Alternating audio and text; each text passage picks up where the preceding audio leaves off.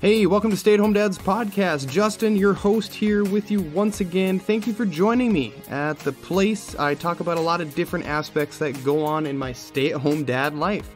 Things with my kids, family, marriage, all that stuff. Men's health and wellness, parenting struggles I have, tips I come across, all these different areas of my life. Plus I throw in a few other random and odd topics that I hope you enjoy. So anyways, thank you for hanging out with me. Thank you for tuning in today. I really appreciate it. All right, so I hope you're doing well. I know the 4th was just a few weeks ago, so celebrate some America, you know. Hope you enjoyed the Dad Classic episodes I tossed up there for a few weeks. Yeah, I know 3 in a row is not my proudest moment in this saga that I call podcasting. You know, I like to constantly put out new content for you and tell you stories and give you tips and do all that stuff I like to do. So I apologize. I know 3 in a row is kind of rough, but I got off vacation, which was a 2-week-long vacation, and then I just was still in family mode, still in kid mode, and I just didn't make the time to sit down and come to my basement and talk to you guys. So yeah, but I hope there was something in there that you enjoyed, something that you took away from. Maybe some of you new listeners had not heard those ones before, and if you did, then you can just disregard them. So anyways, I don't really have a direction for today's show or a lesson or a message or any kind of heavy topic to talk about or get across, nothing like that.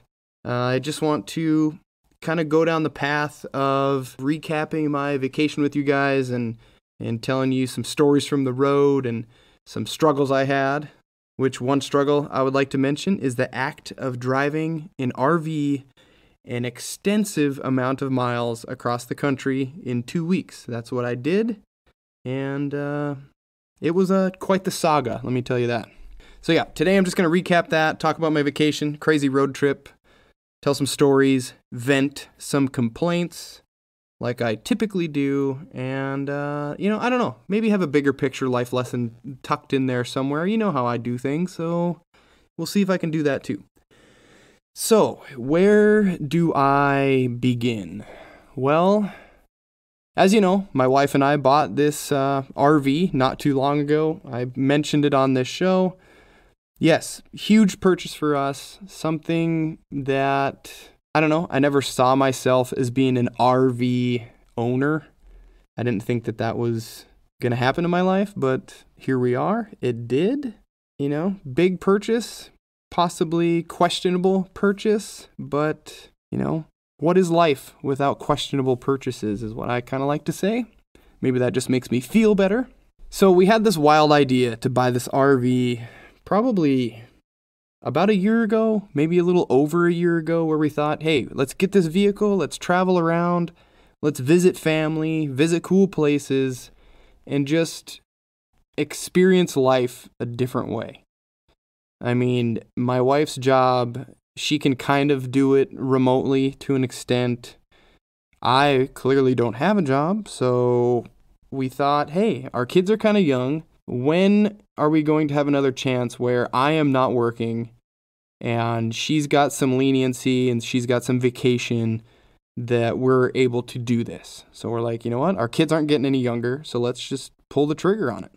And that's what we did. So we figured, hey, let's make some amazing memories. Let's give our kids memories that they'll talk about their whole lives and just see stuff. And plus, they're not in a ton of sports right now. You know how kids get into traveling teams and traveling, I don't know, baseball or traveling, what's the other one? Cheer. I know girls in their cheer and girls in their other sports they like to do, gymnastics and things. Travel, right? So you're going all over the place. So my kids aren't really in that stuff right now. They are almost 6 and 9. So I think they're getting into that. They're starting sports. Don't get me wrong. They're starting things. They're dipping their toe in quite a few different things, but they haven't totally committed yet. And I think that's good. I think that's really good. I don't really enjoy it when kids so young just get into sports and they're just getting hammered with sports constantly. And I don't know, it just becomes a lot of work. Kids get burned out, kids get injured potentially, stuff like that. So anyways, I know I'm really dragging this out, but they're not in that stuff. So they're not in a ton of sports, not in a ton of activities.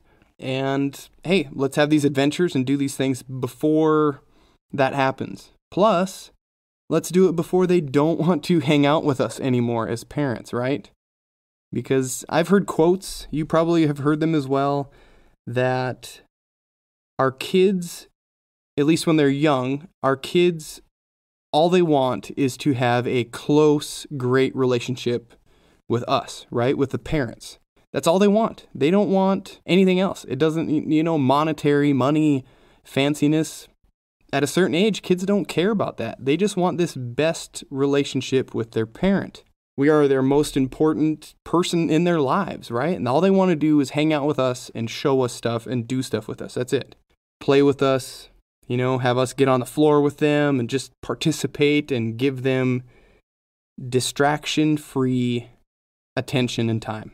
Because eventually they will move on from that. Eventually that will disappear.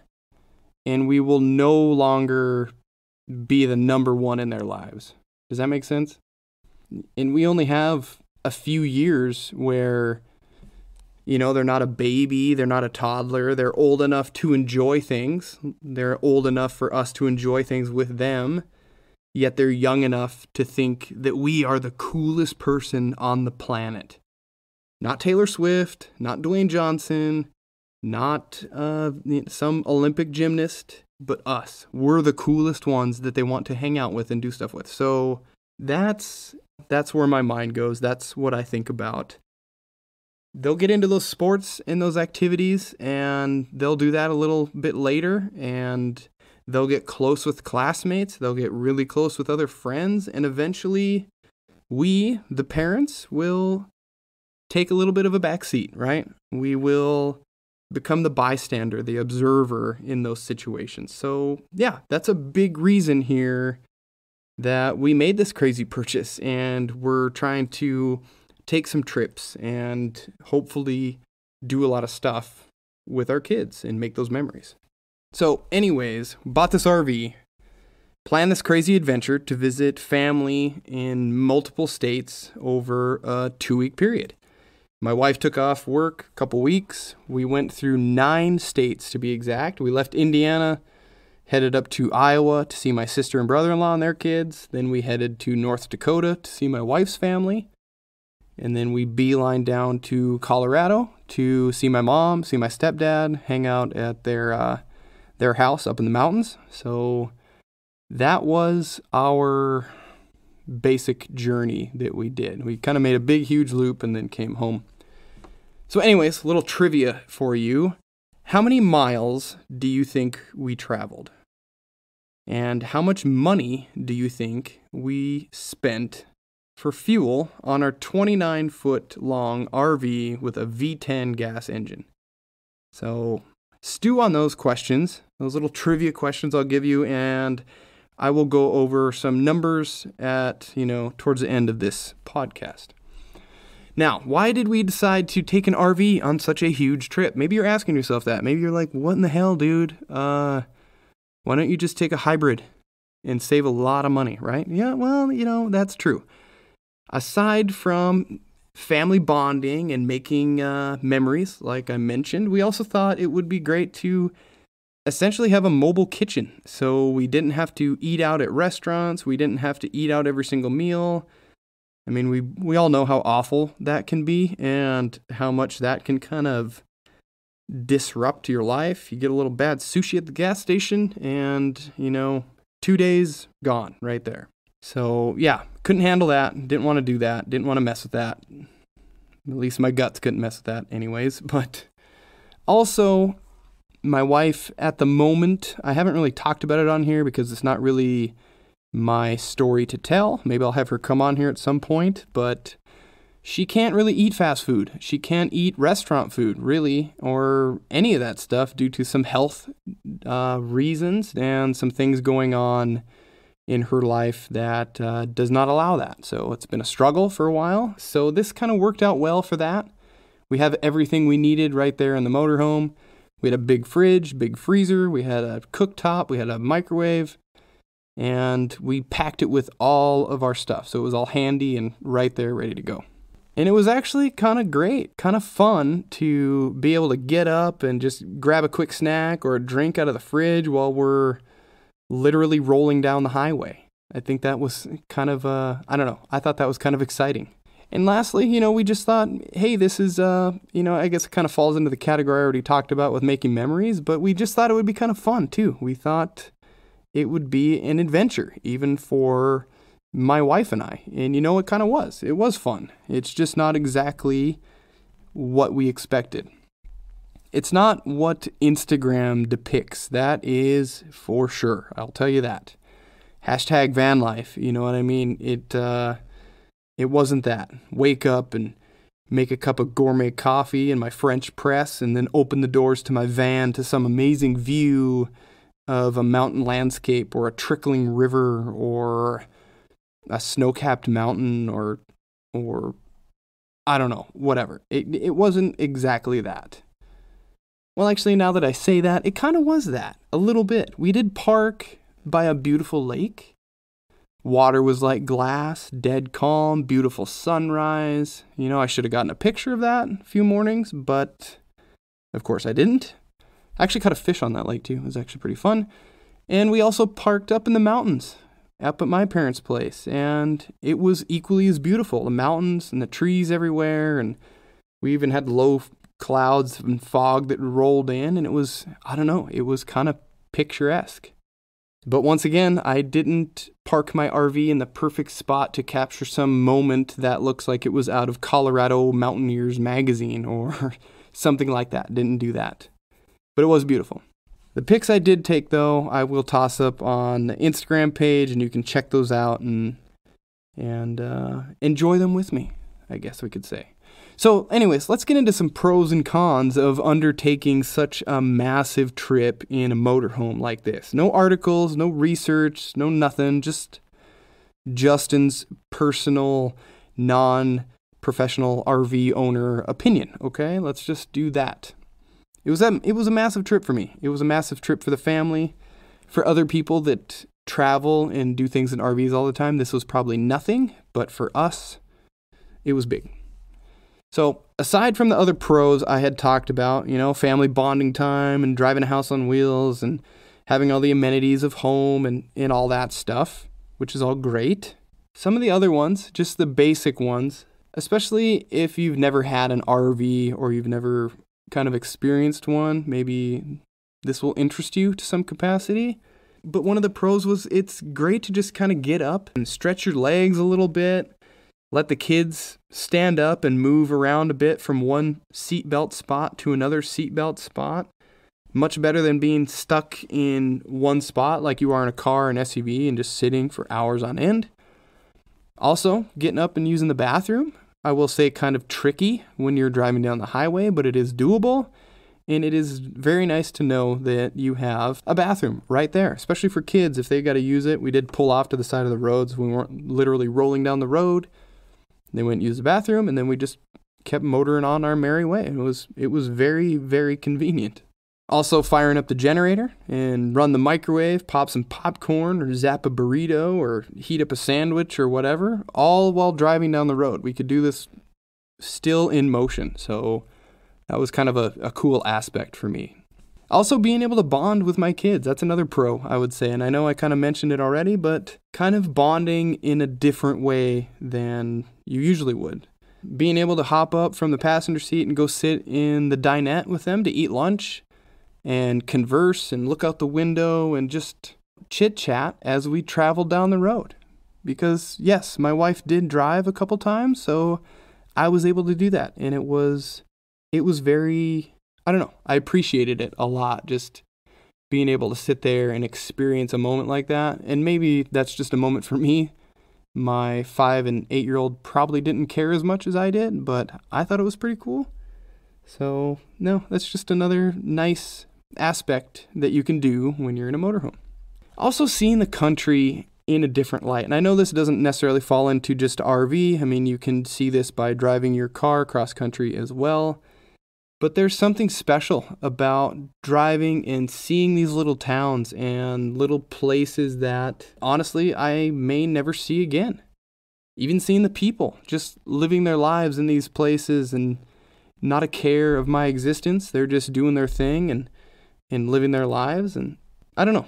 All of it, in a way, just makes me kind of realize that this place is so much bigger than what I see on a normal basis. Like, and I'm not trying to get all deep and crazy here or anything. It's just seeing all this land, just so much bigger than my little bubble, than what happens in my little bubble. There's just so much more out there. Also, pulling into RV parks was actually kind of cool. A different experience for me, different experience for my family. It's like a place that I am not usually allowed to go because I don't have the right ticket to get in, the RV to get you into one of these elusive clubs, I guess you could make it sound like. But it was fun. It really was. Pull in, get your space, park and set up. And actually the setup wasn't that difficult either. I thought it was going to be kind of a pain in the ass, but with this particular RV, it was actually pretty easy. Push a button, set the auto levelers, hook up a few hoses, and put the slides out, and you're done. You're set up, and you're cooking, and watching TV, and doing your whole thing. And also, these RV parks nowadays, at least the ones that we had stopped at, very nice. Really nice spots. Pools and games you could play, and some had mini golf, and some had water slides, and just a lot of stuff for the kids to do. It's not like I had imagined, where it's a bunch of old retired people doing nothing and just sitting around. There was activities and things and little spots to go do stuff. It was pretty neat. There also seems to be a weird camaraderie with fellow RV people that I never noticed until we took this big trip. You'd be driving and they would wave and be friendly and just, I don't know. Plus I notice all these other RVs now, especially when I was driving ours. I was like, wow, there's a ton of them out here, and you're waving at people and doing your thing and chit-chatting at some stops and things like that. And we even got into a caravan with one for at least a couple of 100 miles. We got on the I-29. We were driving up on the freeway, and all of a sudden this RV pulls in behind us. They kind of catch up to us and pull in behind us, and we just went as a little caravan for quite a while. And then we pulled off on our exit, and they're waving and smiling at us, and just, I don't know, it's kind of fun. Just kind of like this cool club you get to be in when you buy one of these crazy things. All right, now for the cons. And I know, first one, maybe I shouldn't put a price on enjoyment. Is that a saying? Price on enjoyment? Or always thinking of the cost, because if you think of the cost, it'll ruin the fun aspect every time. But goddamn, these things are expensive. Not just the cost of the unit, but the fuel mileage was worse than I had anticipated for such a large vehicle. I don't know why, but I was kind of surprised. Less than 10 miles per gallon. Yeah, I mean, I don't know what I was expecting. I really don't, but it wasn't that. I'll be honest, it was not that. It's just every time you hit the pump and you're just clicking off gallons and dollars, and I don't know. Expensive, but can't put a price on fun, Justin. All right, next con. It's noisy. I did not realize how noisy. Highway noise, engine noise, wind noise, stuff rattling noise. Just all of it. Noise, noise, noise. The entire time you were operating this thing. It clacks and it creaks and it rattles, and everything inside makes noise, shifting and shaking.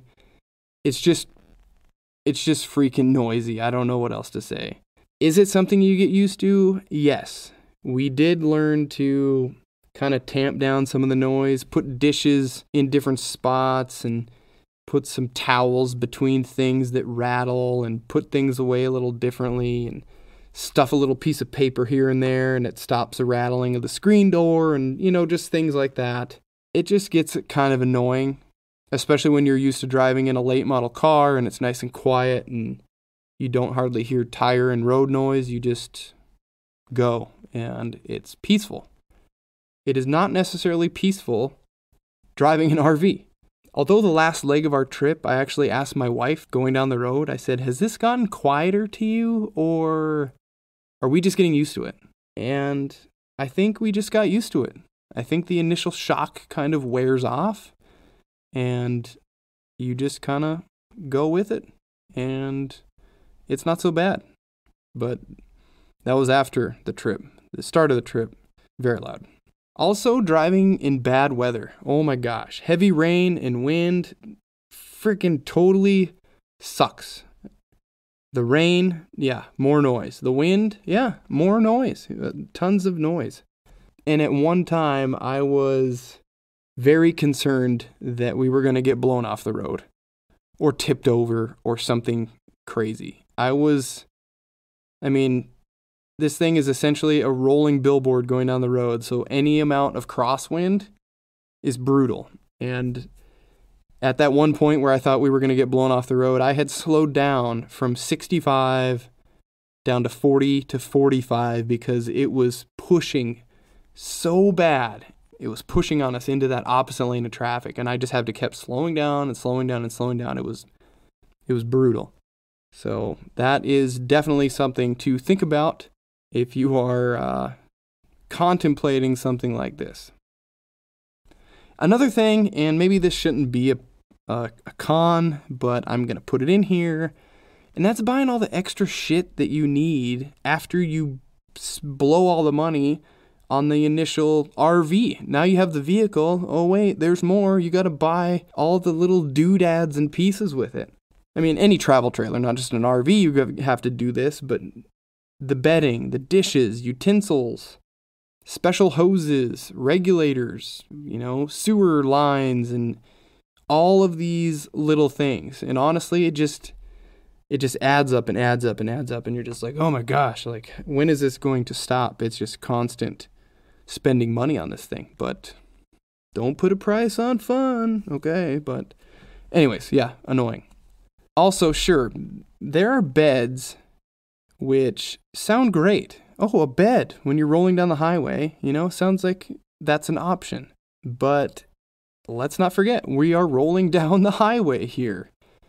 And I don't know about you, but I would not feel very comfortable driving with my kids or even my wife trying to sleep in one of the beds, not strapped in, right? I mean, granted, I don't know what the basic lap belt would do in a wreck. Not much, but it would probably at least keep you from flying out of your seat and banging around and getting ejected or whatever terrible thing you want to think of. So I think they would do that, but I don't know. The bed thing sounds great, which I know people probably do it, but I wouldn't feel comfortable with somebody doing that, sleeping when I'm driving. I don't know. That's just my opinion. Also, another thing about the bed is our main bed, the bed my wife and I were in, it's a queen. It's in a slide out, which had I thought about this before we bought this particular RV, I would have bought a different one because I would have rather had, now that I've lived with it, I would rather have a bed that is not in a slide out. Having a bed in a slide just makes it a pain in the ass when you're trying to make the bed or get in the bed or even just move your RV. You would have to suck the slide in. It's just kind of a big inconvenience, right? But I don't know. Some people have it and they don't care. We're making it work. It's not that big a deal. It's, kind of like a insignificant problem, but still kind of a gripe, kind of a con. All right, lastly, traveling 10 plus hours trying to make it to a specific stop, I don't think is the right way to travel by RV, at least in my opinion. I think if you're going to travel a long distance in an RV, it needs to be broken up into much smaller runs. Granted, we didn't really have this option. We were mainly going to see family. We were going to specific spots. So also we didn't have a lot of time because my wife had 2 weeks off of work. So we didn't really have the option to just kind of slow down and meander. But I think that's the way to do it. Stop in a few places of interest for a few days at a time. And I think it would make the whole RV thing a little bit more worth doing. Not just hammering out 10 hours, swing into a KOA site, set up, sleep, be gone in less than 12 hours, and then, get up early, hit the road, and keep going. In that case, it just doesn't make sense to drive this big lumbering thing and not experience stops a little bit more, and not experience the countryside, and not experience little tchotchke places that you otherwise wouldn't see. Otherwise, we're just going to drive a car and grab a few hotels and just do that route, and it would be much cheaper. Fuel's cheaper. Sure, a hotel, they're not cheap anymore. I keep in my mind thinking that hotels are $98 or $70 still, and they're not. They are definitely not that. They're more like $200 anymore is what I've heard and seen, and I also tend to stay in really shitty hotels when I travel by myself, but I know that's not really an option when I'm traveling with kids and a wife, so those are off the table. Like not even a Motel 6, like a Motel 5, something like that, no good. Free coffee, not enough. And also, kind of tying in with that one, if you stop in those places and only have your RV as your vehicle, it becomes a huge pain to try to venture out, to sightsee, and try to venture out and go places and do things because you don't have a vehicle. Or you do, but then you have to like tear down and unhook and suck in all the slides and then drive your lumbering RV to sightsee. And that's just not conducive. So I 100% understand why people tow these little cars behind their RVs, because they park, they set up, and then they take their little Mini Cooper and they go do their thing. So those are the cons, those are the pros. What do you think? Have you done this before? If you have, let me know. If you have and I'm missing something, tell me, please. All right, so did we see anything cool? Well, yeah, we did. Pulling into some of these small places and buying their local offerings and their local summer sausage and whatever else. Yeah, it was fun. It was enjoyable. We did stay at a truck stop one night. That was an experience. I got maybe 3 hours of sleep because I was nervous as hell that trucks were going to back into us because they were backing right next to us. A typical truck stop full of 150 trucks or 50 trucks or whatever. It was a busy, bustling place, and it made me nervous. Plus, I kept having this idea that we were going to get broken into or robbed or something like that, so I was looking out the windows all the time and sleeping very light, to say the least. Also, none of that happened. We didn't get broken into. We didn't get robbed. It was actually a pretty uneventful evening, but still stayed at a truck stop, yeah. So that is something to see right there, that's for sure. But other than that, seeing the rolling hills of South Dakota, Nebraska, and seeing farmers gathered on a weekend for a rodeo, and seeing roadside stops like 1880 Town in South Dakota, I believe, right off the interstate. Seeing wildlife, just seeing the countryside, like I mentioned. It was kind of cool. It was fun. We ventured into a town or two, stopped in Colorado. We popped into a historical museum in Pueblo in Colorado, educate ourselves on the history of the town. That was kind of fun. But little stuff like that, I think, is what RVing and traveling is all about. And I really wish we did more of that. Just instead of just wanting to beeline to the next endpoint, if we say, oh, hey, there's a John Deere museum in Iowa. Let's go check that out, and just deviate and spend an hour. And I think those are things that you can do when you're not trying to crush the miles every single day. Now, there's one question. This doesn't really relate to anything, but it's on my mind. There's one question about a town we visited. How can a restaurant have a statement, a sign out front, out on the front window that says, best food in town, or best chicken this side of the Mississippi? Something along those lines. Yet the alleyway directly next to said restaurant smells like piss. How does that happen? How can you have those two very contradicting things? right next to one another. I mean, I know the trash is in the alley, but the smell really just contradicts your best chicken sandwich sign, okay? I mean, the smell, bad, within nose shot of the front door. So, I don't know, maybe it's a dumb question, but why do all alleys smell like that? Why is that a thing? It's honestly probably a question I don't want the answer to. I know this. I shouldn't even ask it. Can it be just from homeless people? Or drunk people peeing in the alley? Can it? I mean, it seems like a lot of pee. I don't know. Let's not go down that path right now. You may also ask yourself, though, why was I in an alley? That doesn't sound like a logical place to be with your children, right? Well, it wasn't intentional. I'll say that. It was not on our list of things to do. We walked through this little downtown, just kind of exploring and seeing things, and we saw some signs that were pointing us in the direction to see shopping downtown. Well, we ended up following them, and they walked through this kind of an interesting courtyard, and then all of a sudden this interesting courtyard dumped out into an alleyway. So, oops, I guess. It happens. But anyways, yeah, just a thought in my old head there. So anyways, was the RV trip worth it? Short answer, yes. I really think it was, despite the cons and the hassle and the other negative things that kind of happened. I think it was an enjoyable experience. For my family, for me, I spent a lot less time on my phone.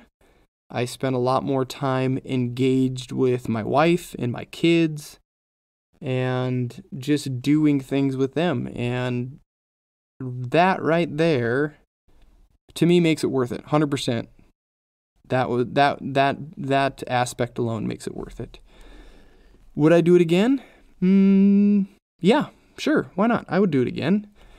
It's kind of like parenting, and we forget how hard those infant stages were when our 5 and our 8-year-olds were that young, right? We forget how difficult those things were, and then we tell ourselves, it wasn't that bad. It wasn't so awful. So I imagine with this RV stuff, with another trip, I will forget all about the last one, or I'll forget about those problems, or I'll not care about those complaints, and I will sign up for another.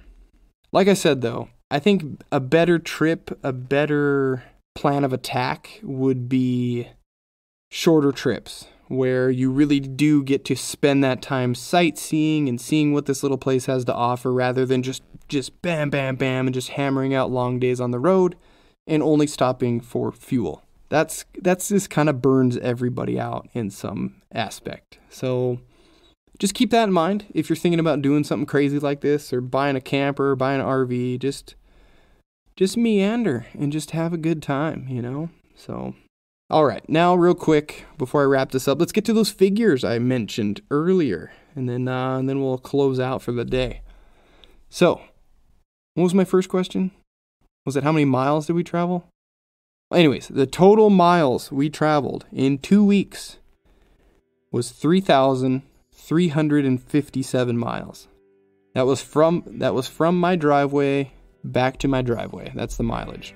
We stopped 14 times for gas, and the gas totaled $1,515 for fuel. How many gallons do you think we burned on this trip? I know you guys don't care about this at all, but I don't know. Maybe I just want to feel the pain one more time.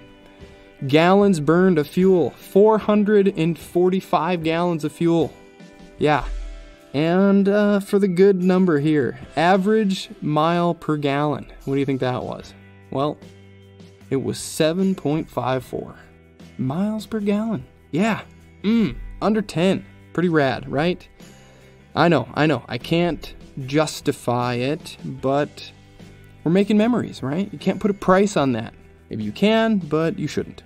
Anyways, that's all I have for today's episode of Stay at Home Dad's podcast. I know, nothing amazing, no crazy fatherly advice here, just a real world experience, traveling in an RV across the country and just recapping my vacation with you. So, fun times, It's good times. I hope you didn't mind today's show. So is this something that you may be wanting to undertake at some point?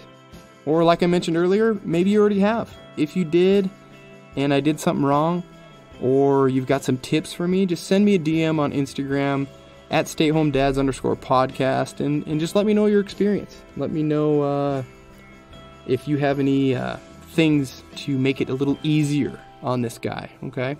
Anyways, I got to finish up this for sale ad on a Sunseeker RV, so I got to go, all right? Thanks for listening, and I will talk to you all next week.